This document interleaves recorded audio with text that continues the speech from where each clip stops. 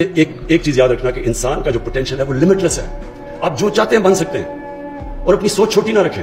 जो सबसे छोटी सोच होती है, जो विजन होती है, वो पैसा बनाना है।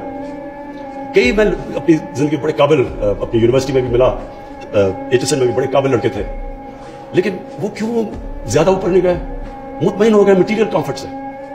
जो मटीरियलिज्म जिसकी सिर्फ विजन ये इस पर रुक जाती है कि मैंने पैसा बनाना है, मैंने कंफर्ट करना है, ये बड़ी छोटी विजन होती है।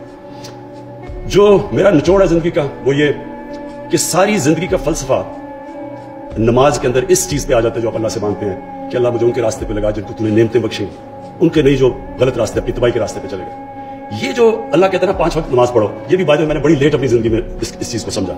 ये है जिंदगी का आपका फलसफा, क्योंकि जब आप इसके ऊपर गौर करेंगे तो किसको अल्लाह ने नेमतें बख्शी? अपने पैगंबरों को, सबसे ज्यादा जो उनके हबीब थे नबी सल्लल्लाहु अलैहि वसल्लम, उनको नेमतें बख्शी। तो क्या उनकी जिंदगी आसान थी? कंफर्टेबल जिंदगी थी?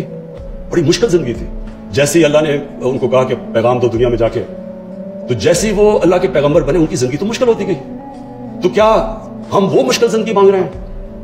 वो है। और इसके अंदर जो दूसरी चीज अब आती है कि हम सब क्या चाहते हैं जिंदगी में? खुशी चाहते हैं ना। हम जो भी चीज हम समझते पैसा बनाएंगे तो हमें खुशी मिल जाएगी, कि हम जो खुशी ढूंढते हैं, हम ढूंढते हैं जिस्मानी खुशियों के ऊपर, पैसे से और जो भी नशे से, ये सारी आरजी प्लेजर सीकिंग को हम कंफ्यूज कर देते हैं खुशी से।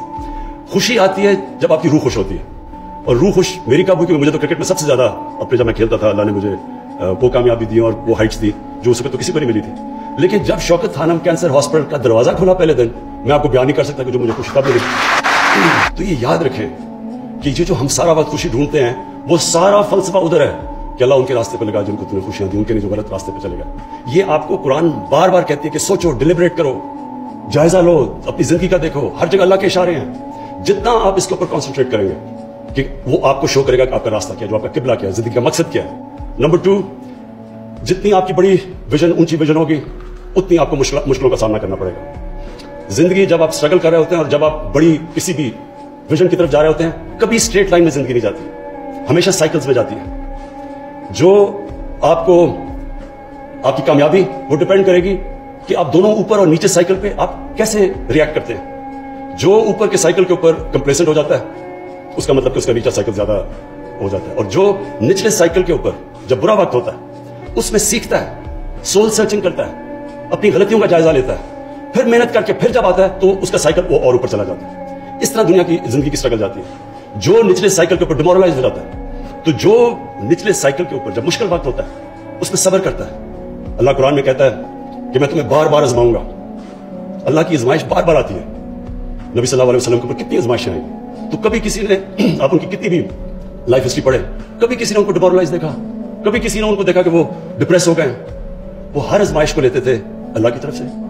हम उनको सिर्फ यानी जो नेगेटिव साइड है सेकुलरिज्म की, हम ये क्या कर देते हैं कि उसको दीन के अंदर सारी नबी सल्लल्लाहु अलैहि वसल्लम की जिंदगी और कुरान को दीन की तरफ कर देते हैं, अपनी जिंदगी को अलग कर देते हैं। ये हमारा सबसे बड़ा प्रॉब्लम है। वो हमारी डेली जिंदगी के अंदर लेसन आते हैं। जितनी आप उनकी जिंदगी स्टडी करेंगे, आपको हर वक्त जिंदगी के अंदर वो डायलेमास होंगे। 5 वक्त की नमाज क्यों है? क्योंकि दिन में, मुझे कई दफा दिन में कितनी दफा होता है कि 2 रास्ते आ जाते हैं, इस रास्ते पे जाना है, इस रास्ते पे जाना है। कई दफा आपको ये प्रॉब्लम, आपको हर वक्त जितनी आप स्ट्रगल करते रहेंगे, आपके सामने 2 रास्ते आ जाएंगे। और वही होता है आपकी कामयाबी या आपकी फेलियर के रास्ते। वही है कि उनके रास्ते जिनको नेमतें बख्शी, या वो रास्ते पे चले जाओ जो आपकी तबाही का रास्ता है। और फिर एक कुरान की आयत है कि कई चीजों को जो आप अच्छा समझते हैं वो आपके लिए बुरी हैं, और जिनको आप बुरा समझते हो आपके लिए अच्छी है। इसमें भी जब आप गौर करेंगे तो आप समझेंगे कि हमारे सामने हमेशा टेम्पटेशन होती है आसान रास्ता ले लो। कई दफा टेम्पटेशन आती है कि कौन स्ट्रगल करे सारा वक्त, सुबह उठो, वो सारे डाकू इकट्ठे होकर कभी कुछ करें कभी करें, आसान रास्ता ले लो, कॉम्प्रोमाइज कर दो, इनको माफ कर दो, इनको एनआरओ दे दो। आसान रास्ता है, जिंदगी आसान हो जाएगी, चुप करके आराम से हम भी पार्लियामेंट में तकरीरें करेंगे, 4-3 साल गुजर जाएंगे।